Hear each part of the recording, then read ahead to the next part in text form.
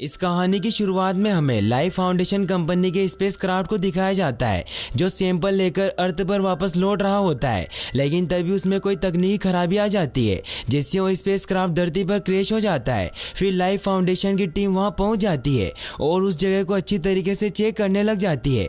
वहीं हमें life foundation के सीईओ कार्लटन ड्रेक को दिखाया जाता है जो भी ये सब कुछ लाइव देख रहा होता है। वो अपने स्टाफ से पूछता है कि क्या हमारे सारे सिम्बियोट सही सलामत है, तो उन्हें बताते हैं कि हमारे पास सिर्फ 3 ही सिम्बियोट सैंपल हैं और उनमें से एक सिम्बियोट ऑर्गेनिज्म कंटेनमेंट से गायब हो गया है। दरअसल सिम्बियोट एक अजीब तरह के क्रिएचर होते हैं जिसे ड्रेक एक्सपेरिमेंट करने के लिए स्पेस से ला रहा होता है। ड्रेक की टीम स्पेस क्राफ्ट से बचे हुए 3 सिम्बियोट को सही सलामत बाहर निकाल लेती है। तभी वहाँ एक नर्स नोटिस करती है कि एक एस्ट्रोनॉट अभी भी जिंदा है, इसीलिए उसे जल्द से जल्द एम्बुलेंस से हॉस्पिटल भेजा जा रहा होता है। वो एम्बुलेंस वहाँ से निकल जाती है। तभी हमें दिखाया जाता है कि वो एस्ट्रोनॉट अचानक से उठ जाता है और वो नर्स और ड्राइवर पर हमला करके उन्हें मार देता है, जिससे हमें पता चलता है कि जो सिम्बियोट गायब हुआ था वो उसी एस्ट्रोनॉट के अंदर था। उस सिम्बियोट का नाम राइट होता है और वो उन सभी सिम्बियोट में सबसे खतरनाक सिम्बियोट होता है। वो सिम्बियोट नर्स की बॉडी में चला जाता है और वो वहाँ से निकलकर सिटी की तरफ बढ़ने लग जाता है और उसके हाथ में लाइफ फाउंडेशन का एक बेज भी होता है। इसका मतलब ये होता है कि वो लाइफ फाउंडेशन कंपनी की तरफ बढ़ रहा होता है क्योंकि बाकी सिम्बियोट उसी कंपनी में होते हैं। वहीं फिर हमें सैन फ्रांसिस्को में एडी और एन को दिखाया जाता है जिन दोनों की जल्दी शादी होने वाली होती है। एन एक लॉयर होती है, इसीलिए वो सुबह जल्दी उठकर काम पर जाने के लिए तैयार हो जाती है। वो एडी को उठाकर उसे बताती है कि वो लाइफ फाउंडेशन के लिए केस लड़ने जा रही है और वो एडी को उसकी मीटिंग में जाने का याद दिलाती है। फिर एडी भी तैयार होकर अपने काम पर निकल जाता है क्योंकि एडी एक रिपोर्टर होता है और उसका द एडी ब्रोक शो बहुत फेमस होता है। वो सारी न्यूज को कवर करके अपने ऑफिस पहुंचता है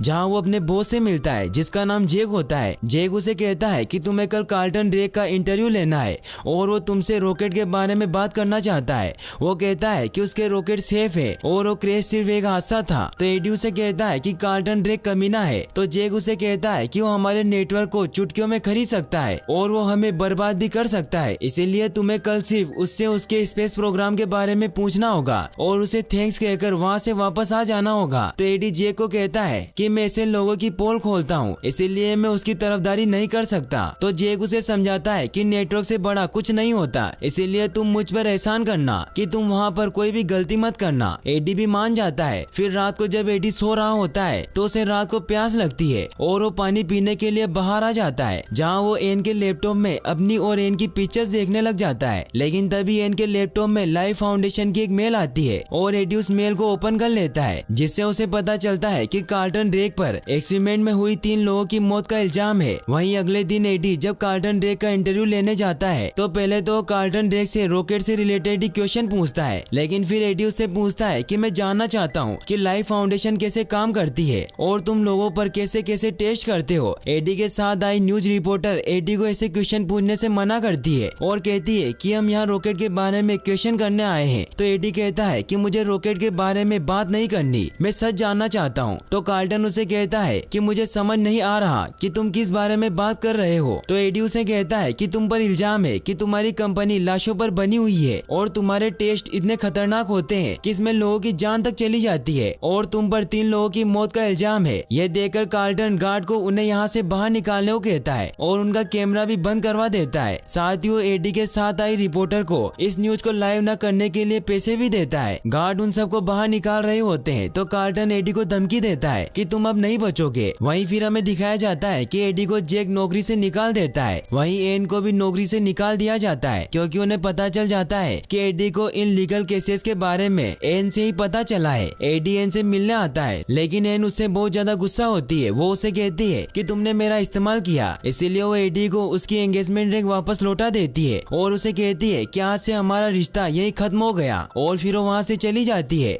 एडी बहुत उदास हो जाता है। वहीं हमें दिखाया जाता है कि एक ट्रक लाइफ फाउंडेशन में एंटर करता है और ये वही ट्रक होता है जिसमें वो तीनों सिम्बियोट के कैन रखे हुए होते हैं। ड्रेक उन क्रिएचर को देखकर बहुत खुश होता है। वहीं हमें उस नर्स को दिखाया जाता है जिसके अंदर राइट सिम्बियोट होता है। वो चलते चलते एक टाउन तक पहुंच जाती है जहाँ पर वो एक दुकान पर रखी ईल को उठाकर खाने लग जाती है। तो दुकानदार उसे रोककर पैसे मांगने लगता है तो वो सिम्बियोट अपनी पावर से उस दुकानदार को वहीं मार देता है। ये देखकर सभी लोग वहाँ से भागने लग जाते हैं, लेकिन तभी कुछ गुंडे उसके पास आते हैं और वो उससे पूछते हैं कि तुम कौन हो। लेकिन तभी वो उन सभी को भी मार देता है और फिर वो सिम्बियोट एक ओल्ड लेडी के अंदर चला जाता है। वहीं फिर हमें 6 महीने बाद लाइफ फाउंडेशन की लैब को दिखाया जाता है, जहां डॉक्टर स्कट उन सिम्बियोट पर एक्सपेरिमेंट कर रही होती है, क्योंकि उन सिम्बियोट को जिंदा रहने के लिए एक ऐसे होस्ट की जरूरत होती है जो सांस लेता हो, ताकि ऑक्सीजन से भरपूर माहौल में ये सिम्बियोट जिंदा रह सके। लेकिन कार्टन उसे पूछता है कि ये सिम्बियोट इन सभी होस्ट के शरीर को क्यों नहीं अपना रहे, क्योंकि अभी तक उन्होंने 35 एनिमल पर इस एक्सपेरिमेंट को कर लिया था, लेकिन किसी भी एनिमल की बॉडी को सिम्बियोट ने नहीं अपनाया। फिर वो उस रेबिट पर भी सिम्बियोट की बॉन्डिंग प्रोसेस स्टार्ट कर देते हैं और इस बार वो कामयाब भी हो जाते हैं। वो सिम्बियोट उस रेबिट से कनेक्ट कर जाता है। ये देखकर ड्रेक बहुत खुश होता है, लेकिन वो डॉक्टर स्कट से पूछता है कि सिम्बियोट ने सिर्फ इस रेबिट के साथ ही क्यों बॉन्ड बनाया। तो स्कट उसे बताती है कि ये प्रोसेस एक ऑर्गन ट्रांसप्लांट जैसी ही प्रोसेस है, जिसमें डोनर और रिसेप्टर कंफर्टेबल होने चाहिए। तो कार्टन उसे कहता है कि हमने सिम्बियोसिस हासिल कर ली है। इसका मतलब ये है कि ये सिम्बियोट ना सिर्फ यहाँ जिंदा रह पाएंगे, बल्कि हम भी स्पेस में जिंदा रह पाएंगे। इसीलिए वो कर्ट को इंसानों पर टेस्ट शुरू करने को कहता है। तो कर्ट उसे मना करती है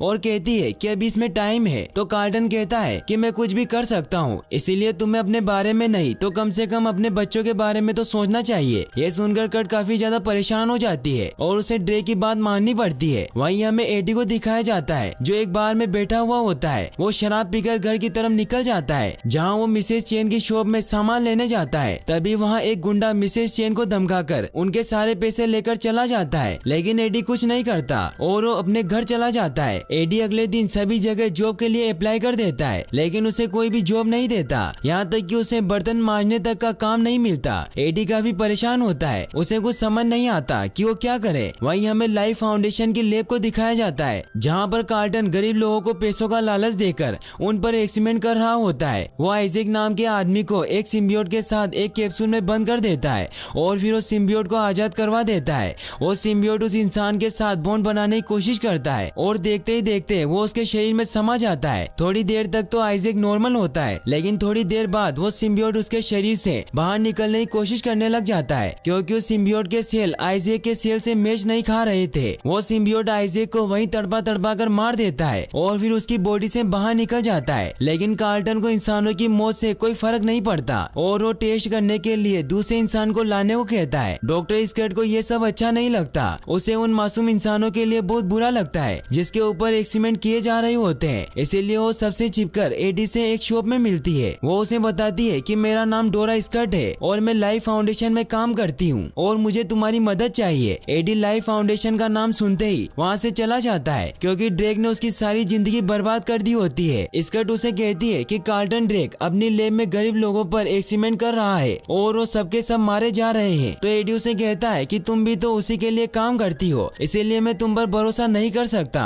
तो स्कट उसे कहती है कि मैंने ड्रेक पर इसलिए भरोसा किया क्योंकि मुझे लगता था कि हम लोगों की भलाई के लिए कैंसर का इलाज ढूंढ रहे हैं, लेकिन अब तो बात कुछ और ही है। तो एडी उसे कहता है कि तुम्हें पुलिस के पास जाना चाहिए। तो स्कट उसे कहती है कि मैं पुलिस के पास नहीं जा सकती, क्योंकि ड्रेक बहुत ही खतरनाक और सनकी इंसान है जो मेरी फैमिली को नुकसान पहुंचा सकता है। तो एडी उसे कहता है कि मैं सब जानता हूँ, क्योंकि जब मैंने पहली बार उसका इंटरव्यू लिया तो अगले ही दिन ड्रेक ने मुझसे वो सब चीजें छीन ली जिसकी मुझे परवाह थी, इसीलिए अब मैं इस मसले में नहीं पड़ सकता। और फिर वहाँ से चला जाता है। वो एन के घर की तरफ जाता है ताकि उससे माफी मांग सके, लेकिन वहाँ एन नहीं होती। तभी एन अपने नए बॉयफ्रेंड डेन के साथ वहाँ आती है। डेन एक डॉक्टर होता है। एडी एन को डेन के साथ देखकर बहुत सैड हो जाता है। एन एडी से कहती है कि तुम यहाँ क्यों आए हो। तो एडी उसे कहता है कि मैं तुम्हें मिस करता हूँ, मुझे तुम्हारी बहुत याद आती है, इसीलिए क्या हम फिर किसी तरह एक हो सकते हैं। तो एन उसे कहती है कि ऐसा नहीं हो सकता और इन सब के जिम्मेदार तुम ही हो। ये सुनकर एडी अंदर से पूरी तरीके से टूट जाता है। वो ब्रिज पर खड़ा इन सब के बारे में सोच रहा होता है कि तभी उसे लाइफ फाउंडेशन कंपनी दिखाई देती है और वो डिसाइड करता है कि वो कार्टन ड्रेक को उसके काले कारनामों की सजा जरूर देगा।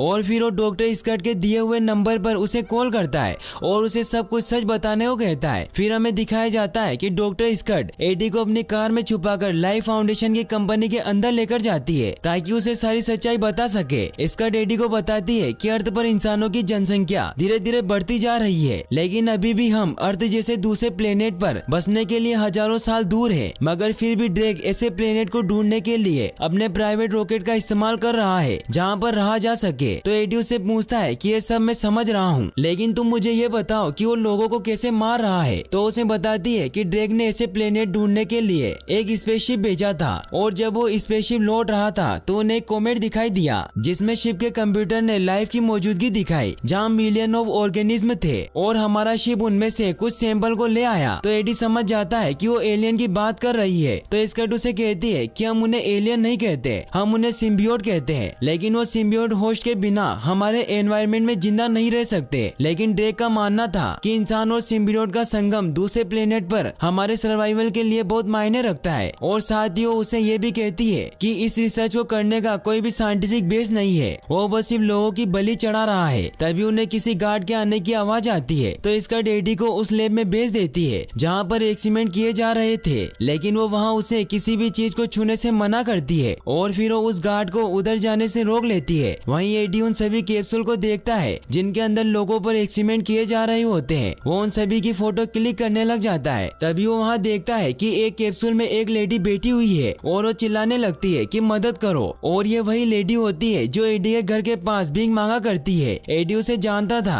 इसीलिए उसकी मदद करने की कोशिश करता है। वो गेट खोलने के लिए पासवर्ड टाइप करता है लेकिन वो रॉन्ग होते हैं जिससे वहाँ सिक्योरिटी अलार्म बजने लग जाता है। एडी ये देखकर उस कैप्सूल का गेट तोड़ देता है और गेट के टूटते ही वो लेडी एडी पर हमला कर देती है क्योंकि उसके अंदर सिम्बियोट होता है और वो सिम्बियोट उस लेडी के थ्रू एडी के अंदर चला जाता है और वो लेडी वहीं मर जाती है। एडी वहाँ से भागने लग जाता है। कुछ सिक्योरिटी ऑफिसर एडी को रोकने लगते हैं। तभी हमें पता चलता है कि एडी के अंदर बहुत पावर आ गई है और वो उन सिक्योरिटी ऑफिसर को वहीं ढेर कर देता है। वो बाहर भागता है तो सारे सिक्योरिटी ऑफिसर एडी के पीछे पड़ जाते हैं। एडी बाउंड्री तोड़ता हुआ वहाँ से भाग जाता है क्योंकि उस सिम्बियोट की वजह से एडी में बहुत पावर आ गई होती है। एडी हर सामने आती चीज को तोड़कर आगे बढ़ रहा होता है, लेकिन एक जगह जाकर उसे चारों तरफ से लोग घेर लेते हैं। लेकिन तभी एडी अचानक से गायब हो जाता है। उन सभी गार्ड्स को कुछ समझ नहीं आता और सभी जगह एडी को ढूंढने लग जाते हैं। वहीं हमें पता चलता है कि एडी तो उस पेड़ के टॉप पर चढ़ गया होता है क्योंकि एडी के अंदर एक सिम्बियोट था, उसका नाम वेनम होता है, जिसकी वजह से वो इतने ऊंचे पेड़ पर चढ़ गया होता है। एडी फिर घर पहुंचता है जहां उसकी हालत बहुत खराब होने लग जाती है। उसे बहुत भूख लगती है और वो इधर उधर से चीजें ढूंढकर खाने लग जाता है जिससे उसकी तबीयत भी बिगड़ जाती है। वो सुबह उठता है तो उसे वेनम की आवाज सुनाई देने लग जाती है जिससे डरकर वो दीवार से टकरा जाता है और वहीं बेहोश हो जाता है। वहीं हमें लाइफ फाउंडेशन की लैब को दिखाया जाता है जहाँ पर सारे साइंटिस्ट नोटिस करते हैं कि जो भी कल लैब में घुसा था वो एक सिम्बियोट को अपने साथ ले गया है। ड्रेक उस इंसान का पता लगाने को कहता है क्योंकि ड्रेक के पास अब सिर्फ एक ही सिम्बियोट रह गया था और वो उस सिम्बियोट को एक इंसान पर टेस्ट कर रहा होता है। वहीं हमें एडी को दिखाया जाता है जो जैसे ही होश में आता है तो उसे अपने रूम का ऐसा हाल देखकर कुछ समझ नहीं आता। फिर वो उन फोटोग्राफ को देखता है जो कल उसने लैब में क्लिक की होती है। फिर वो एन से मिलने के लिए एक रेस्टोरेंट में जाता है और उसे वो पिक्चर्स दिखाने लगता है। तभी एन नोटिस करती है कि एडी ने शराब पी हुई है और उसे बहुत तेज बुखार है। तभी एडी बहुत अजीब अजीब हरकतें करने लग जाता है। वो दूसरों की टेबल से खाना उठाकर खाने लग जाता है लेकिन उसे कोई भी चीज पसंद नहीं आती क्योंकि सिम्बियोट को जिंदा चीजें खाना अच्छा लगता है। सब लोग एडी की हरकतें देखकर बहुत डर जाते हैं। एडी कहता है कि मुझे बहुत गर्मी लग रही है और वो पानी के अंदर बैठ जाता है। मैनेजर एडी की ये हरकतें देखकर पुलिस को कॉल लगाने लगती है तो डैन उन्हें पुलिस को कॉल करने से मना कर देता है और कहता है कि मैं एक डॉक्टर हूँ, इसीलिए आप एम्बुलेंस बुलाइए, मैं इसका इलाज करूंगा। फिर हमें दिखाया जाता है कि डैन अपने हॉस्पिटल में एडी का एमआरआई कर रहा होता है। वो एमआरआई मशीन को ऑन कर देता है। एमआरआई मशीन की तीखी आवाज से एडी बहुत तड़पने लग जाता है क्योंकि सिम्बियोट को हाई फ्रिक्वेंसी साउंड से प्रॉब्लम होती है। एडी को इसे चिल्लाता देख डैन एमआरआई मशीन को बंद करने को कहता है और वो एडी को बाहर निकालता है। एडी वापस से नॉर्मल हो जाता है और फिर एडी वापस से अपने घर चला जाता है। वहीं हमें ड्रेक को दिखाया जाता है जो अपनी लैब में होता है और साइंटिस्ट उसे बताते हैं कि हम जिस इंसान पर सिम्बियोट का टेस्ट कर रहे हैं वो पहले तो नॉर्मल था और उन दोनों की बॉडी आपस में मेज भी खा रही थी, लेकिन अब वो सिम्बियोट होस्ट के शरीर को अंदर से खा रहा होता है, इसीलिए अब हमें नए होस्ट की जरूरत होगी। वहीं हमें डॉक्टर स्कर्ट को दिखाया जाता है जो जब अपनी लैब में पहुंचती है तो सिक्योरिटी को पता चल जाता है कि कल रात वही किसी इंसान को लैब में लेकर आई थी और फिर security head trace doctor skirt को ड्रेक के पास ले जाकर उसे सारी बात बता देता है। वहीं फिर हमें एडी को दिखाया जाता है जो अपने घर पर खाना पका रहा होता है कि तभी उसे एन का कॉल आता है और उसे बताती है कि डैन ने जो तुम्हारा टेस्ट किया है उसे पता चला है कि तुम्हारे अंदर एक वायरस चला गया है और डैन उसे कहता है कि हम कल तुम्हें कुछ दवाइयाँ देंगे जिससे तुम ठीक हो जाओगे। तभी एडी को अपने अंदर से कुछ आवाजें सुनाई देने लग जाती है जो असल में वेनम बोल रहा होता है। फिर एडी को कुछ होने लग जाता है इसीलिए वो कॉल कट कर देता है। वहीं हमें डॉक्टर स्कर्ट को दिखाया जाता है जो ड्रेक को बता रही होती है कि इन खतरनाक एक्सीडेंट से मैं डर गई थी, इसीलिए मैं उस इंसान को अपने साथ लेकर आई थी। तो ड्रेक उससे पूछता है कि तुम अपने साथ किसे लेकर आई थी, लेकिन डॉक्टर स्कर्ट उसे कुछ नहीं बताती। तो ड्रेक उसे अपनी बातों में फंसाता है और कहता है कि अगर तुम चाहती हो कि तुम्हारा दोस्त जिंदा रहे तो तुम्हें मुझे उसका नाम बताना होगा, क्योंकि जो सिम्बियोट तुम्हारे दोस्त के पास है उससे उसकी जान को बहुत बड़ा खतरा है। इसीलिए अगर तुम उसे बचाना चाहती हो तो तुम्हें उसे यहाँ लेकर आना होगा ताकि तुम लोगों की मदद कर सको। और साथ ही उससे प्रॉमिस करता है कि मैं आज से अपना काम का तरीका बदल दूंगा। तो स्कर्ट भी उसकी बातों में आ जाती है और वो उसे बता देती है कि मैं एडी ब्रॉक को अपने साथ लेकर आई थी। ये सुनते ही ड्रेक उसे धोखा देता है और उसकी लैब में उस सिम्बियोट को छुड़वा देता है। वहीं हमें एडी को दिखाया जाता है जिसके रूम के गेट को कोई नॉक करता है और जब एडी दरवाजा खोलता है तो ड्रेक के आदमी होते हैं। ट्रेस अपने सभी आदमियों को एडी को पकड़ने को कहता है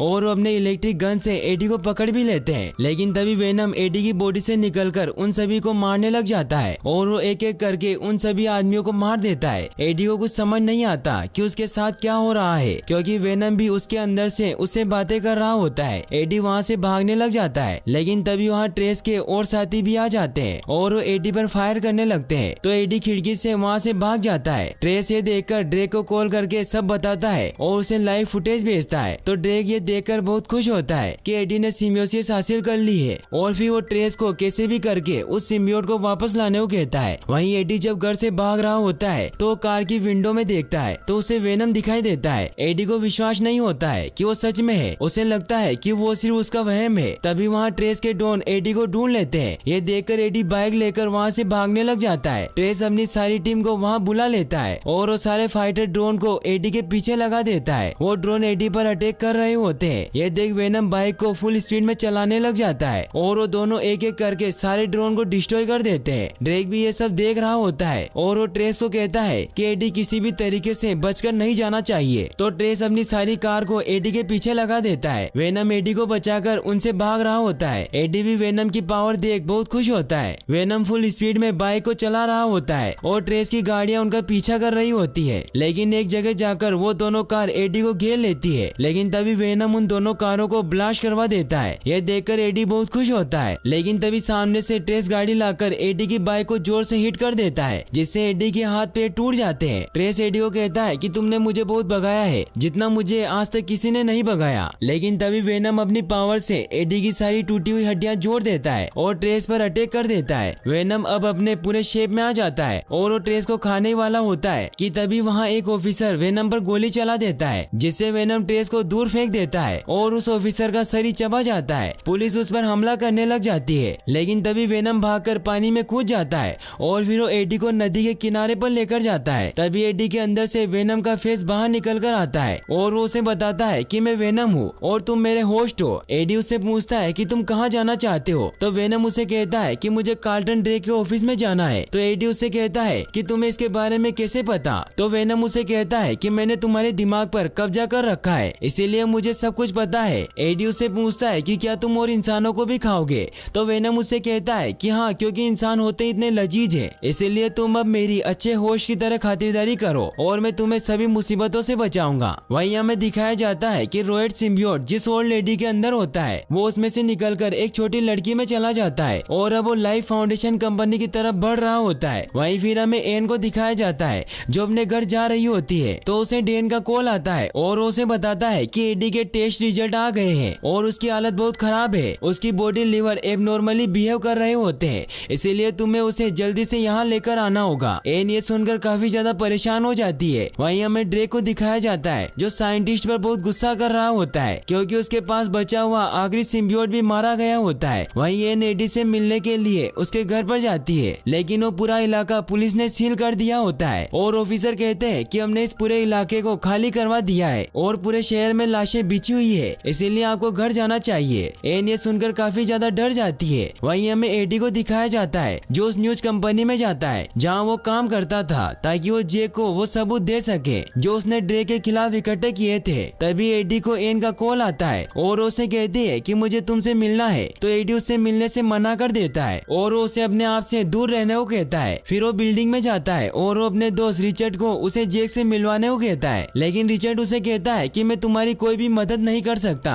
क्योंकि इससे मेरी नौकरी चली जाएगी। एडी को कुछ समझ नहीं आता। तभी वेनम उसे कहता है कि अगर तुम्हें ऊपर जाना ही था तो तुमने मुझे क्यों नहीं कहा। और फिर वेनम एडी को सीधे ही बिल्डिंग के ऊपर ले जाता है और फिर वो जेक के ऑफिस में जाते हैं, जहाँ वो जेक के लिए एक मैसेज छोड़ता है कि मेरा ये आखिरी काम कर देना। और वो वहाँ अपने मोबाइल को भी छोड़ देता है क्योंकि उसमें ही वो सबूत होते हैं। फिर वेनम एडी को वहाँ से नीचे छलांग लगाने को कहता है, लेकिन एडी को ऊंचाई से डर लगता था, इसीलिए वो लिफ्ट से नीचे जाता है। लेकिन नीचे आर्मी एडी का पहले से ही इंतजार कर रही होती है और वो एडी को अपने हाथ ऊपर करने को कहते हैं। तभी एडी उन्हें कहता है कि तुम बहुत बड़ी गलती कर रहे हो और फिर एडी वेनम को उन पर हमला करने को कहता है। वेनम अपने शेप में आ जाता है। वो सारे ऑफिसर वेनम पर गोलियां चलाने लग जाते हैं, लेकिन वेनम को कुछ नहीं होता और वो एक एक करके सबको मार देता है। एन भी वहाँ पहुँच जाती है और वो वेनम को देखकर काफी ज्यादा डर जाती है। तभी एडी वापस से नॉर्मल हो जाता है और वो एन को समझाता है कि वो मैं नहीं हूँ बल्कि वो सिम्बियोट है जो मेरे ऊपर हावी है। यह सुनकर एन एडी को अपने साथ हॉस्पिटल चलने को कहती है। वो उसे कार में बैठने को कहती है, लेकिन एडी उसे कहता है कि मैं तुम्हारे साथ नहीं चल सकता क्योंकि तुम्हें वेनम से खतरा है। तो वेनम एडी को कहता है कि मैं इनको कुछ नहीं करूंगा और फिर एडी कार में बैठ जाता है। वो दोनों हॉस्पिटल के लिए निकल जाते हैं। एन उसे कहती है कि डेन को तुम्हारा एमआरआई करना है। तो वेनम एडी को एमआरआई करवाने से मना कर देता है क्योंकि सिम्बियोट को हाई फ्रीक्वेंसी साउंड से प्रॉब्लम होती है। और फिर एडी ये बात एन को बताता है। तो वेनम उसे ये भी बताता है कि हमें आग से भी खतरा होता है। तो एन समझ जाती है कि वो दोनों एक दूसरे से बात कर रहे हैं। वहीं फिर हमें ड्रेक को दिखाया जाता है जो अपने लैब में होता है कि तभी वहाँ एक छोटी लड़की उस लैब में आ जाती है और ये वही लड़की होती है जिसके अंदर रोएट सिम्बियोट होता है। और फिर वो सिम्बियोट ड्रेक पर हमला करके उसके अंदर चला जाता है। वहीं फिर हमें दिखाया जाता है कि एन एडी को लेकर डेन के पास जाती है। डेन एडी को कहता है कि मैंने तुम्हारी रिपोर्ट देखी है और जो क्रिएचर तुम्हारे अंदर है वो तुम्हारी बॉडी को बहुत नुकसान पहुंचा रहा है। तो वेनम एडी को मन में कहता है कि तुम उसकी बात मत सुनो, मैं तुम्हें अपनी पावर से ठीक कर सकता हूँ। डेन उसे कहता है कि वो तुम्हें अंदर से मार रहा है, इसीलिए तुम्हें आईसीयू में भर्ती होना होगा। वेनम ये सुनकर डेन पर अटैक कर देता है। ये देखकर एन एमआरआई मशीन को ऑन कर देती है जिससे वेनम को उस साउंड से प्रॉब्लम होने लग जाती है और वो एडी के शरीर से अलग हो जाता है। ये देखते ही डेन वेनम को एक रूम में बंद कर देता है। एडी वेनम को कहता है कि हमारी साथ रहने की डील हुई थी, लेकिन फिर भी तुम मुझे मार रहे थे। और फिर एडी वहाँ से चला जाता है। डेन एन से पूछता है कि ये सब क्या चल रहा है और अब हम इस क्रिएचर का क्या करेंगे। तभी वो देखते हैं कि वेनम वहाँ से भाग गया है। वेनम वहाँ से निकलकर एक डॉग के अंदर चला जाता है। वहीं एडी जब लिफ्ट से नीचे जा रहा होता है कि तभी ट्रेस वहाँ आ जाता है और वो एडी को बेहोश करके अपने साथ ले जाता है। वेनम भी ये सब कुछ देख लेता है क्योंकि वो उस डॉग के अंदर चला गया था। फिर वेनम को एन दिखाई देती है। वहीं हमें दिखाया जाता है कि ट्रेस एडी को पकड़कर ड्रेक के पास ले जाता है। ड्रेक एडी से पूछता है कि मुझे बता दो वेनम कहाँ है। तो एडी कहता है कि मुझे पता नहीं है कि वो कहाँ है और मुझे पता होता तो भी मैं तुम्हें नहीं बताता। तभी ड्रेक के अंदर से राइट सिम्बियोट बाहर आता है और यहाँ हमें पता चलता है कि वो राइट सिम्बियोट उस लड़की से ड्रेक के अंदर चला गया है। राइट एडी से कहता है कि मुझे बता दो कि वेनम कहाँ है, लेकिन एडी उसे कुछ नहीं बताता। तो ड्रेक एडी को खत्म करने को कहता है। वहीं हमें दिखाया जाता है कि ड्रेक राइट से बात कर रहा होता है। वो उसे कहता है कि मैंने तुम्हारे दोस्तों को बचाने की बहुत कोशिश की, लेकिन मैं उन्हें जिंदा नहीं रख पाया। तो राइट उसे कहता है कि हमारे जैसे लाखों हैं, बस हमें उन्हें स्पेस से यहाँ लाना होगा। तो ड्रेक उसे कहता है कि ये सब तुम मुझ पर छोड़ दो। वहीं फिर हमें दिखाया जाता है कि ट्रेस एडी को मारने के लिए जंगल में लेकर जाता है क्योंकि उसे बहुत ही भयानक मौत देना चाहता था। लेकिन तभी वेनम वहाँ आ जाता है जो एन की बॉडी में होता है और वो ट्रेस के दोनों आदमियों को मार देता है। फिर वो ट्रेस का सर चबा जाता है और फिर वेनम वापस से एडी के अंदर चला जाता है। वेनम एडी को बताता है कि ड्रेक के अंदर जो सिम्बियोट है वो राइट है। तो एडी उससे पूछता है कि ये राइट कौन है। तो वेनम उसे बताता है कि राइट हमारी टीम का लीडर है और हथियार चलाने में वो बहुत माहिर है। वेनम वहाँ जाने के लिए निकलता है, लेकिन तभी एन भी साथ चलने को कहती है, मगर वेनम उसे साथ चलने से मना कर देता है। वहीं हमें ड्रेक को दिखाया जाता है जो रॉकेट लॉन्च करने की तैयारी कर रहा होता है ताकि वो स्पेस में जाकर और भी सिम्बियोट को ला सके। वहीं हमें एडी को दिखाया जाता है जिसे वेनम कहता है कि हमें राइट को रोकना होगा, नहीं तो मेरे जैसे करोड़ों को धरती पर लेकर आ जाएगा और फिर वो इंसानों पर राज करेंगे। तो एडी उसे कहता है कि तुम भी तो यही चाहते हो ताकि तुम इंसानों को खा सको। तो वेनम उसे कहता है कि अब मेरा इरादा बदल गया है और अब मुझे यहाँ अच्छा लगने लगा है क्योंकि मैं मेरे प्लेनेट पर तुम्हारी तरह लूजर था, लेकिन यहाँ मैं बॉस हूँ, इसीलिए अब हम दोनों को साथ मिलकर राइट को रोकना होगा। फिर वो दोनों रॉकेट की तरफ निकलते हैं। वहीं फिर हमें ड्रेक को दिखाया जाता है जिसकी टीम रॉकेट को चेक कर रही होती है, लेकिन ड्रेक उन्हें चेक करने से मना करता है और फिर वो खुद रॉकेट को एक्टिवेट कर देता है और रॉकेट अगले 5 मिनट में लॉन्च होने के लिए तैयार हो जाता है। लेकिन तभी वहाँ एक साइंटिस्ट रॉकेट को लॉन्च होने से रोकने लगता है। ड्रेक को इसके बारे में पता चल जाता है और रायट अपने पूरे शेप में आकर उसे मार देता है। सब रायट से डरकर वहाँ से भागने लग जाते हैं। फिर रायट रॉकेट की तरफ बढ़ने लग जाता है। वेनम भी वहाँ पहुँच चुका होता है। एडी रायट को देखकर डर जाता है क्योंकि वो बहुत बड़ा और खतरनाक होता है। एडी वेनम को कहता है कि क्या तुम्हें पूरा विश्वास है कि तुम उसे हरा दोगे? तो वेनम उसे कहता है कि ये वो बला है जो शीशे से पत्थर को तोड़ता है, इसलिए हमारी जीतने की उम्मीद 0% है। फिर वेनम रायट को रोकने के लिए जाता है। रायट वेनम को भी अपने साथ होने को कहता है, लेकिन वेनम उसे कहता है कि मैं तुम्हें इस दुनिया को बर्बाद नहीं करने दूंगा। तो रायट वेनम पर अटैक करने लग जाता है। वेनम उसके हर वार से बचता जाता है और वो भी रायट पर अटैक करता है, जिससे रायट समझ जाता है कि उसका होश ताकतवर है, लेकिन वो उसे कहता है कि फिर भी तुम मुझसे नहीं जीत सकते। और फिर रायट वापस से उस पर अटैक करने लग जाता है। वेनम उसे पकड़ लेता है, लेकिन तभी रायट अपनी बॉडी से स्पाइक निकालकर वेनम को इंजर्ड कर देता है और फिर वो उसे बहुत मारता है। वहीं हमें एन को दिखाया जाता है जो एडी और वेनम की मदद करने के लिए लाइफ फाउंडेशन में पहुंच चुकी होती है और वो भी ये सब कैमरों की मदद से देख रही होती है। वहीं रायट वेनम को एडी से अलग करके उसे खाने ही वाला होता है कि तभी एडी वापस उठकर वेनम को बचा लेता है और वापस से उन दोनों में फाइट स्टार्ट हो जाती है। लेकिन रायट वेनम और एडी को भी अपने अंदर समा लेता है, जिससे वो और बड़ा और ताकतवर हो जाता है और फिर वो रॉकेट के ऊपर चढ़ने लग जाता है। एन को ये बात पता थी कि सिम्बियोट को हाई फ्रीक्वेंसी साउंड से प्रॉब्लम होती है, इसीलिए वो वहाँ बहुत तीखी आवाज में साउंड को ऑन कर देती है, जिससे रायट और वेनम वापस से अलग हो जाते हैं और वो अपने अपने होश से भी अलग होकर नीचे गिर जाते हैं। फिर एडी और ड्रेक आपस में लड़ने लग जाते हैं। एडी ड्रेक को मारकर नीचे फेंक देता है, लेकिन तब तक उसे वापस से अपना सिम्बियोट मिल चुका था और फिर रायट वापस से ऊपर आकर एडी के सीने में शॉट घुसा देता है, जिससे एडी वहीं गिर जाता है। वहीं रायट रॉकेट के ऊपर चढ़ने लग जाता है और वो रॉकेट के अंदर चला जाता है। वहीं एडी मर रहा होता है, लेकिन तभी वेनम वापस से उसके पास आता है और वो एडी को वापस से ठीक कर देता है। रॉकेट लॉन्च हो जाता है, लेकिन तभी वेनम उस रॉकेट पर चढ़ जाता है और वो उस शॉट से रॉकेट के टैंक को चीर देता है, जिससे रॉकेट वहीं ब्लास्ट हो जाता है और उस ब्लास्ट में रायट और ड्रेक दोनों जलकर वहीं मर जाते हैं क्योंकि सिम्बियोट एक्सट्रीम हीट को सहन नहीं कर सकते थे। वहीं वेनम पर भी इसका असर हो जाता है और वो एडी को गुड बाय कहता है और फिर वो एडी के चारों ओर शील्ड बनाकर एडी को बचा लेता है, लेकिन उसमें वेनम खुद मारा जाता है और एडी पानी के अंदर गिर जाता है और सेफली बच जाता है। वहीं फिर हमें दिखाया जाता है कि एडी और एन दोनों साथ बैठकर बातें कर रहे होते हैं और एडी एन को उसका साथ देने के लिए थैंक्स कहता है। एन एडी से कहती है कि मुझे वेनम की मौत का अफसोस है और यहाँ पर हमें पता चलता है कि वेनम अभी भी जिंदा होता है क्योंकि वेनम एडी से मन में बातें कर रहा होता है। एन भी समझ जाती है कि एडी उससे कुछ छुपा रहा है, लेकिन तभी एडी उसे गुड बाय कह के वहाँ से चला जाता है। फिर एडी चलते चलते वेनम से बात करता है और उसे कहता है कि मुझे तुम्हारे साथ रहने में कोई दिक्कत नहीं है, लेकिन तुम्हें मुझसे वादा करना होगा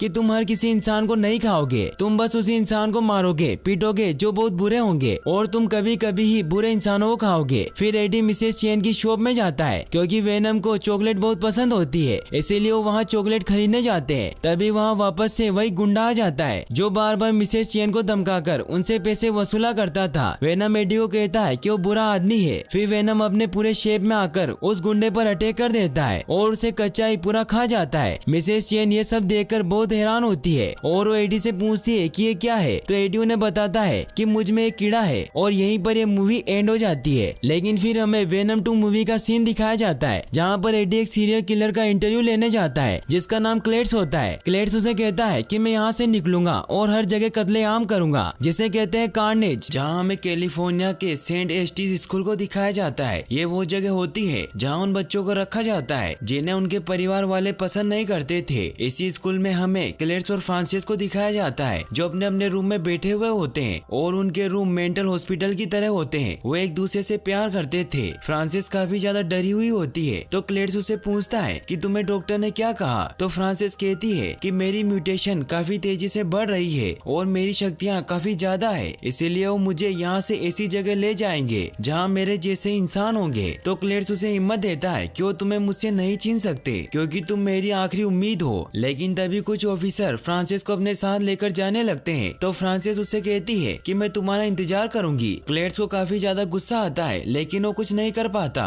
वो ऑफिसर फ्रांसिस को कार में बिठाकर वहाँ से ले जाते हैं। फ्रांसिस को उन ऑफिसर पर बहुत गुस्सा आता है, इसीलिए उन सब पर अटैक कर देती है क्योंकि उसके पास वोकल की सोनिक पावर होती है जो इतनी खतरनाक थी कि वो किसी भी चीज को तोड़ सकती थी। फ्रांसिस के साउंड की वजह से उस ऑफिसर के कान में ब्लीडिंग होने लग जाती है, इसीलिए अपने बचाव में उसकी आंख पर गोली मार देता है। वहीं जब फ्रांसिस की आंख खुलती है तो देखती है कि उसकी एक आंख डैमेज हो चुकी है और वो रेवेनक्रॉफ्ट हॉस्पिटल में होती है। वहीं फिर हमें प्रेजेंट का सीन दिखाया जाता है जहां हम रेवेनक्रॉफ्ट हॉस्पिटल को देखते हैं। रेवेनक्रॉफ्ट हॉस्पिटल वो जगह होती है जिसे हमने द अमेजिंग स्पाइडरमैन 2 में देखा था, जहां स्पाइडरमैन के दुश्मन इलेक्ट्रोमैन को रखा गया था। फिर हमें यहाँ एक डॉक्टर को दिखाया जाता है जो फ्रांसिस पर एक्सपेरिमेंट कर रही होती है। वो एक वार्ड बॉय के थ्रू फ्रांसिस को खाना और न्यूज़पेपर भिजवाती है। फ्रांसिस जब उस न्यूज़पेपर को पढ़ती है तो उसमें क्लेड्स के बारे में न्यूज छपी हुई होती है कि क्लेड्स को मौत की सजा दे देनी चाहिए, लेकिन अभी तक पुलिस को उसकी कत्ल की हुई डेड बॉडीज नहीं मिली है, जिसकी वजह से उसकी डेथ सेंटेंस रुकी हुई है। और यहाँ पर ट्विस्ट की बात तो यह होती है कि यह आर्टिकल एडी ब्रॉक ने छापा हुआ था। डॉक्टर फ्रांसिस से कहती है कि क्लेड्स जैसे लोगों को तो जान से मार देना चाहिए, क्योंकि वो जानती थी कि वो दोनों एक दूसरे से प्यार करते हैं। वहीं फिर हमें सैन फ्रांसिस्को के पुलिस स्टेशन को दिखाया जाता है जहाँ डिटेक्टिव पैट्रिक एडी से बात कर रहा होता है, क्योंकि पैट्रिक क्लेड्स के केस पर ही काम कर रहा था।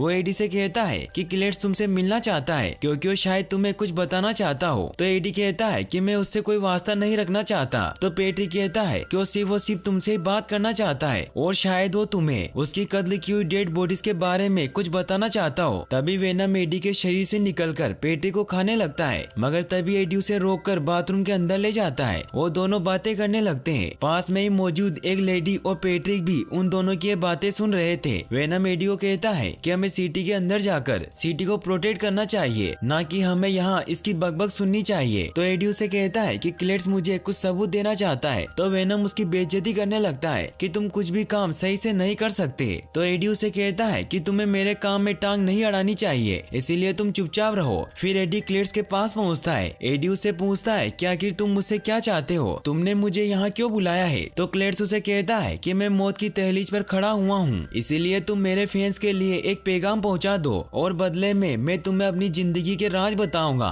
और साथ ही मैं तुम्हें ये भी बताऊंगा कि मैंने जितने भी कत्ल किए हैं उनकी डेड बॉडीज को मैंने कहाँ दफनाया है। तो एडी उससे पूछता है कि आखिर तुम मुझसे क्यों बात करना चाहते हो। तो क्लेड्स उसे कहता है कि तुम मुझे अच्छे लगते हो, जिसके बाद एडी वहाँ से निकलने लगता है। तभी वेनम वहाँ एडी का ध्यान दीवार पर बनी हुई कुछ पेंटिंग्स पर कर देता है, जिसके अंदर एक कैथेड्रल भी होता है और साथ ही वहाँ कब्र के साथ साथ कुछ मैसेजेस भी लिखे हुए होते हैं। क्लेड्स एडी से कहता है कि मुझे भूल मत जाना। बाहर आते ही पैट्रिक एडी से पूछता है कि तुम्हें क्लेड्स ने क्या बताया। तो एडी उसे कहता है कि अभी तक तो उसने मुझे कुछ नहीं बताया और वैसे भी इस तरह के कामों में थोड़ा वक्त लगता है। तो पैट्रिक उसे कहता है कि जैसे ही तुम्हें कुछ पता चले तो सबसे पहले मुझे बताना, वरना मुझसे बुरा कोई नहीं होगा। एडी वहाँ से घर की तरफ निकल जाता है। घर आकर वेनम अपनी पावर की मदद से उन सभी पेंटिंग्स और मैसेज को वापस से कागज पर डिकोड करता है, जिससे उन्हें पता चल जाता है कि क्लेड्स ने रोडियो बीच पर ही सारी लाशें छुपाई है और वो इस बात की खबर पुलिस को दे देता है, जिससे पुलिस की सारी टीम वहाँ पहुंचकर उन सभी डेड बॉडीज को निकाल लेती है। एडी के इस काम से रिपोर्टर हैरान होते हैं, क्योंकि वो बहुत कोशिश करने के बाद भी क्लेड्स की इन छुपाई हुई डेड बॉडीज को नहीं ढूंढ पाए थे, जिससे अब एडी पूरी सिटी में नंबर 1 रिपोर्टर बन जाता है। पैट्रिक भी इस न्यूज को अखबार में पढ़ता है और उसे एडी पर बहुत गुस्सा आता है, क्योंकि उसके पूछने पर भी एडी ने उसे कुछ नहीं बताया था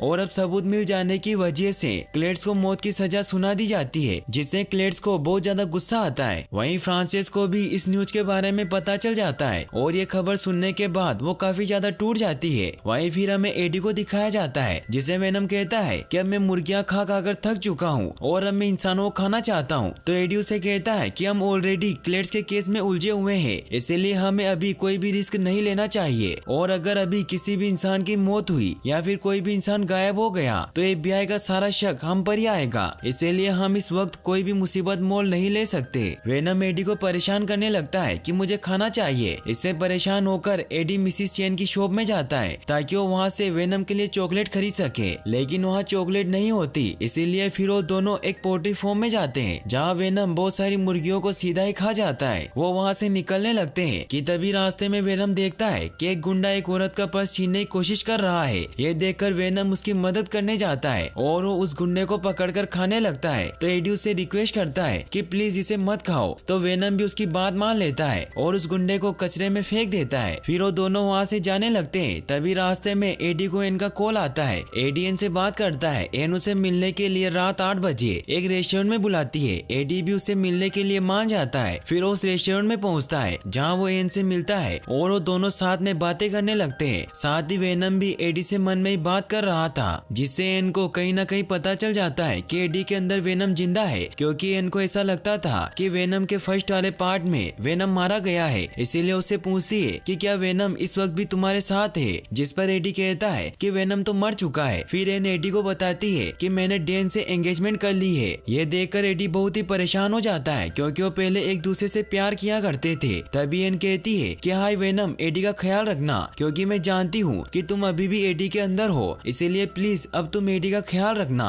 ये सुनकर एडी वहाँ से घर की तरफ निकल जाता है। एडी बहुत उदास होता है तो वेनम उसे कहता है कि तुम्हें इतनी छोटी छोटी बातों पर परेशान नहीं होना चाहिए, हम बहुत ही बड़े बड़े कामों के लिए बने हैं। तो एडी उसे कहता है कि तुम मेरे दर्द को नहीं समझ सकते, क्योंकि तुम एक एलियन हो। वहीं फिर हमें दिखाया जाता है कि अगले दिन वेनम खुद ही अपना खाना पका रहा होता है। वो एडी को खुश करने की कोशिश करता है ताकि उसका मूड ठीक हो सके, और फिर वेनम एडी को उसके आए हुए लेटर भी लाकर देता है। वो लेटर क्लेड्स ने भेजा था, जिसमें लिखा होता है कि मुझे मौत की सजा दिलवाने के लिए तुम ही जिम्मेदार हो। और साथ ही वो उस लेटर में अपनी पुरानी काली करतूतों के बारे में भी बताता है कि अगर वो पैदा ना होता तो उसकी दादी को कौन मारता, उसकी माँ को बाथटब के अंदर हेयर ड्रायर डालकर कौन मारता। इसका मतलब ये है कि क्लेड्स ने खुद अपने परिवार वालों तक को नहीं छोड़ा। आगे क्लेड्स ये भी बताता है कि ये सब कुछ होने के बाद उसके डैड ने उसे बहुत मारा और सेंट एस्टेज स्कूल में भेज दिया, जहाँ के बच्चे उसे बहुत मारते थे। लेकिन फिर उसकी मुलाकात फ्रांसिस से हुई, जो कि एक म्यूटेंट थी। उसने क्लेड्स को सारे बच्चों से बचाया, जिस वजह से वो एक दूसरे को पसंद करने लगे थे।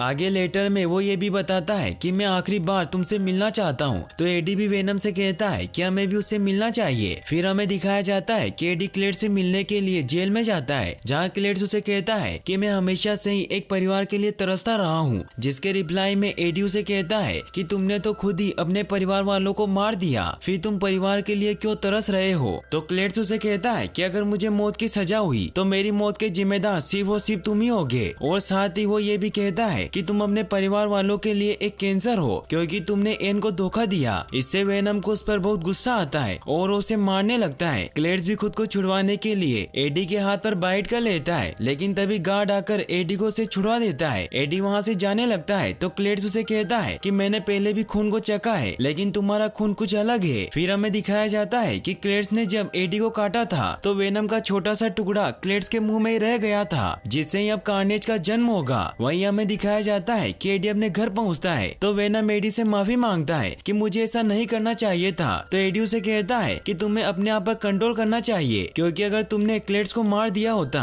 तो उसकी मौत का इल्जाम सीधा मेरे ऊपर आता। लेकिन तुम इन सब के बारे में कहाँ सोचते हो, तुम तो सिर्फ अपने बारे में सोचते हो। तो वेनम उसे कहता है कि मेरे आने से पहले तुम एक लूजर थे, तुम्हारी कोई औकात नहीं थी, मैंने तुम्हें हीरो बनाया। इन्हीं बातों को लेकर उन दोनों में बहस होने लग जाती है। एडी वेनम को कहता है कि मैं तुम्हें झेल रहा हूँ, तो वेनम उसे कहता है कि मेरी वजह से ही तुम फेमस हुए हो। इन सभी बातों की वजह से उन दोनों में हाथापाई स्टार्ट हो जाती है, जिससे एडी को बहुत गुस्सा आता है और वो वेनम को यहाँ से चले जाने को कहता है। इससे वेनम को भी काफी गुस्सा आता है और वो रूम में तोड़फोड़ करने लग जाता है। वो एडी को बहुत मारता है। फिर वो गुस्से में एडी का शरीर छोड़कर निकल जाता है, जहाँ से जाते वक्त वो एडी की बाइक को भी तोड़ देता है। वहीं हमें क्लेड्स को दिखाया जाता है, जिसे आज मौत की सजा सुनाई गई थी, और जब उसे इंजेक्शन देकर जान से मारा जाता है तो क्लेड्स की बॉडी में मौजूद वेनम का टुकड़ा ग्रो करना शुरू कर देता है और धीरे धीरे एक और नए सिम्बियोट का जन्म होता है, जिसका नाम कार्नेज होता है। ये देखकर सभी लोग डर कर वहाँ से भागने लगते हैं। कार्नेज बाहर निकलकर सभी लोगों को मार देता है। कार्नेज बहुत ही बड़ा और पावरफुल होता है। वो सभी ऑफिसर को मारकर खा जाता है और जेल के सारे कैदियों को आजाद करके बाहर निकाल देता है। वहीं हमें एडी को दिखाया जाता है, जो अपने घर को वापस से ठीक कर रहा होता है। वो रात को जब न्यूज देखता है तो उसे पता चलता है कि क्लेड्स जेल से भाग गया है। ये देख एडी काफी ज्यादा परेशान हो जाता है। तभी उसके डोर को कोई जोर से नॉक करता है और जब एडी दरवाजा खोलता है तो पैट्रिक होता है। पैट्रिक इस पूरे कांड का जिम्मेदार एडी को ठहराता है। तो एडी कहता है कि मुझे कुछ नहीं पता कि क्लेड्स वहाँ से कैसे भाग गया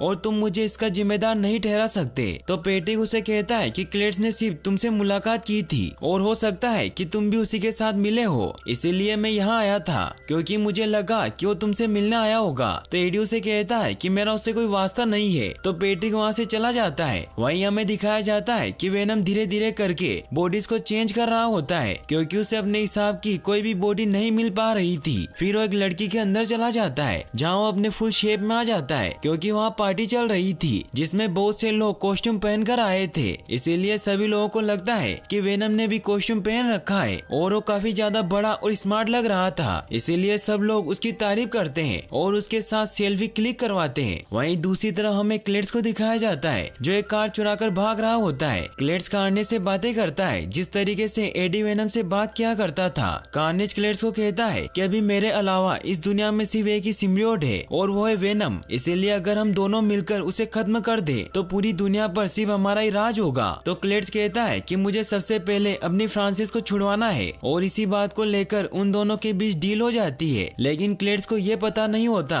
कि फ्रांसिस कहाँ है। वहीं फिर हमें वेनम को दिखाया जाता है जो उस पार्टी में काफी ज्यादा मजे कर रहा होता है, लेकिन साथ ही वो कहीं न कहीं एडी को भी मिस कर रहा था। वहीं दूसरी ओर एडी उस स्कूल में पहुंचता है जहां क्लेड्स को रखा गया था। वहां उसे एक पेड़ पर सीके लव से भी लिखा मिलता है। एडी पेट्री को कॉल करता है और उससे पूछता है कि एब्बी का मतलब क्या है, तो उसे बताता है कि एब्बी का मतलब फ्रांसिस बेरिसन है, लेकिन वो उसे कहता है कि वो तो मर चुकी है क्योंकि जब हम उसे लेकर जा रहे थे तो मैंने उसकी आंख पर गोली मार दी थी। वहीं दूसरी तरफ हमें क्लेड्स को दिखाया जाता है जो एक शॉप में जाकर उसके ओनर को मार देता है। फिर वो वहाँ रखे कंप्यूटर को हैक करके उस सीक्रेट लोकेशन रेवेनक्रॉफ्ट के बारे में भी पता कर लेता है। क्लेड्स वहाँ पहुंचकर कार्नेज की मदद से सबसे पहले डॉक्टर को मार देता है। फिर वो फ्रांसिस से मिलता है। दोनों एक दूसरे को देखकर काफी खुश होते हैं। कार्नेज फ्रांसिस को आजाद कर देता है और फिर ये तीनों वहाँ से कार से भागने की कोशिश करने लगते हैं, लेकिन पुलिस को भी इसके बारे में पता चल जाता है और पुलिस उनका पीछा करने लगती है। लेकिन कार्नेज एक एक करके सारी गाड़ियों को उठा कर फेंकने लग जाता है और सभी पुलिस वालों को जान से मार डालता है। वहीं दूसरी तरफ वेनम मिसेस चेन की शॉप में पहुंचता है और उनके शहर के अंदर चला जाता है। वहीं फिर हमें एडी को दिखाया जाता है जिसे पुलिस अपनी कस्टडी में ले लेती है क्योंकि एडी के घर के पास उन्हें काफी सारी डेड बॉडीज मिली थी जो वेनम की वजह से मारे गए थे। पैट्रिक एडी को सब कुछ सच बताने के लिए कहता है, मगर एडी उसे कहता है कि मैं फोन करना चाहता हूँ, उसके बाद मैं तुम्हें सब बताऊंगा।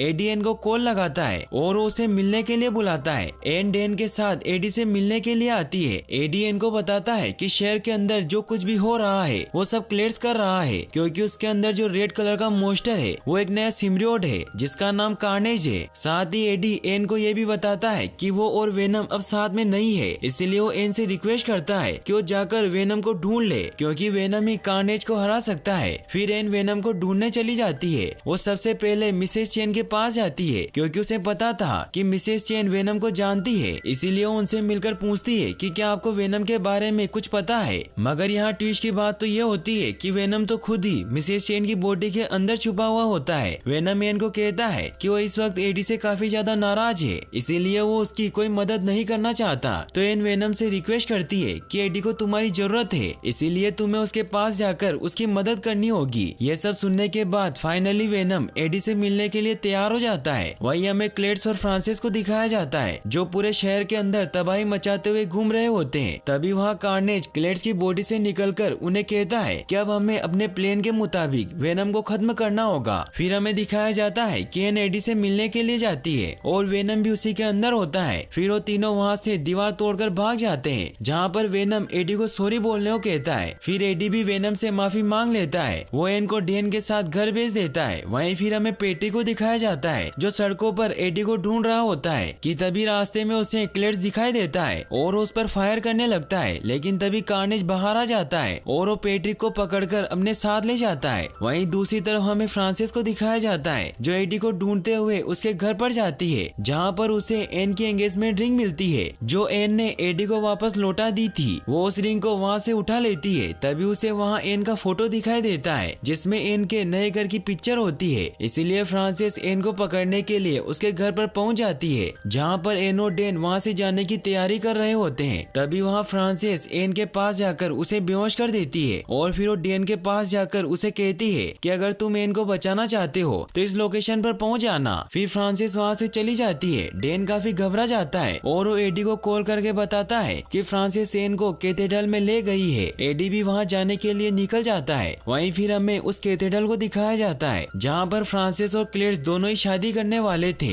वहाँ पर उन्होंने पैट्रिक और एन को भी बंदी बनाया होता है क्योंकि उन्हें पता होता है कि एडी भी वहाँ पहुँच जाएगा। वहीं दूसरी ओर अब वेनम और एडी भी वहाँ पहुँच जाते हैं जहाँ वेनम जैसे ही कार्नेज को देखता है तो वेनम डरकर वापस से एडी के अंदर छिप जाता है। एडी वेनम से पूछता है कि तुम बाहर क्यों नहीं आ रहे हो। तो वेनम उसे कहता है कि वो कार्नेज है जो बहुत ही ज्यादा ताकतवर और चालाक होते हैं। तो एडी उसे कहता है कि तुम सिर्फ बाहर आ जाओ, उसके बदले में तुम जिसे चाहो उसे खा सकते हो और मैं तुम्हें कभी भी किसी इंसान को खाने से मना नहीं करूंगा। ये सुनकर वेनम में भी जोश आ जाता है और वो अपनी पूरी पावर के साथ कार्नेज पर अटैक कर देता है। उन दोनों के बीच फाइट स्टार्ट हो जाती है। वेनम भी पूरे जोश के साथ कार्नेज को धो रहा होता है, लेकिन तभी कार्नेज उसे पकड़ लेता है और उसे इंजर्ड करने लग जाता है। वहीं फ्रांसिस की सोनिक पावर की वजह से कार्नेज को काफी दिक्कत हो रही थी, इसलिए वो उसे अपना मुंह बंद करने को कहता है। फिर फ्रांसिस पैट्रिक को मारने के लिए उसके पीछे जाती है, क्योंकि पैट्रिक ने ही उसकी आंख पर गोली चलाई थी, इसलिए फ्रांसिस उससे अपना बदला लेने के लिए उसकी एक आंख फोड़ देती है। वहीं वेनम कार्नेज पर हमला करके उसे अपने आप से दूर फेंक देता है और मौके का फायदा उठाते हुए डैन वहां कार्नेज के ऊपर पेट्रोल डालकर उसे जलाने की कोशिश करता है, क्योंकि उसे इन्हें बताया होता है कि सिम्बियोट को एक्सट्रीम हीट और साउंड से प्रॉब्लम होती है। लेकिन तभी उस कैन में पेट्रोल खत्म हो जाता है और कार्नेज डैन पर हमला करके उसे मारने ही वाला होता है, लेकिन तभी वहाँ वेनम आकर उसे बचा लेता है। साथ ही वहाँ कैथेड्रल में एक बहुत ही बड़ा घंटा भी होता है जो क्लॉक के साथ बज रहा था, जिसकी वजह से दोनों ही सिम्बियोट अपने होश की बॉडी से अलग होने लगते हैं। लेकिन जैसे ही साउंड शांत होता है तो दोनों वापस से लड़ने लग जाते हैं और वेनम कार्नेज को पकड़कर कैथेड्रल की दीवारों पर मारने लग जाता है। लेकिन तभी कार्नेज अपने आप को संभाल लेता है और वेनम पर अटैक कर देता है, जिससे वो दूर जाकर गिरता है। फिर कार्नेज जेन को लेकर कैथेड्रल के टॉप पर जाने लगता है, जिससे कैथेड्रल का मलबा वेनम के ऊपर गिर जाता है। वेनम उस मलबे के अंदर दब जाता है। वेनम एडी को कहता है कि इस बार की ये जंग हम नहीं जीत सकते, क्योंकि कार्नेज मुझसे काफी ज्यादा ताकतवर है। वहीं दूसरी तरफ कार्नेज फ्रांसिस को भी पकड़कर मारने लगता है, क्योंकि उसके साउंड की वजह से उसे प्रॉब्लम हो रही थी। क्लेड्स फ्रांसिस को बचाने के लिए कार्नेज से अलग होने की बहुत कोशिश करता है, लेकिन वो उससे अलग नहीं हो पाता।